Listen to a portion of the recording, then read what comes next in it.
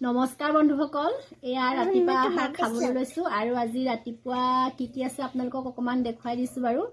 এইফালে আজি এয়া মাছ আৰু অমৰা দাইল।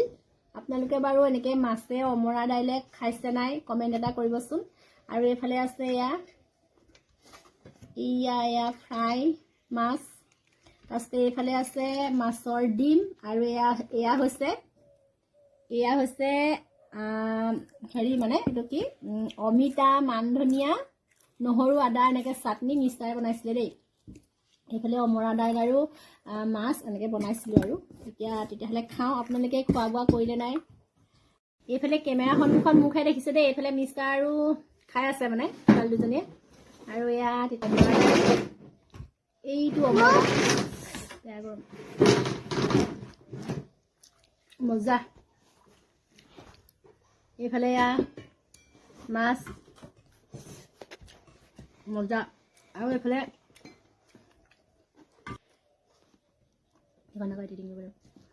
এইফালে অমিতা আৰু অমিতা চাটনি মজা। খোৱা বোৱা কৰিলে নিশ্চয়। এয়া ফ্ৰাই মাছ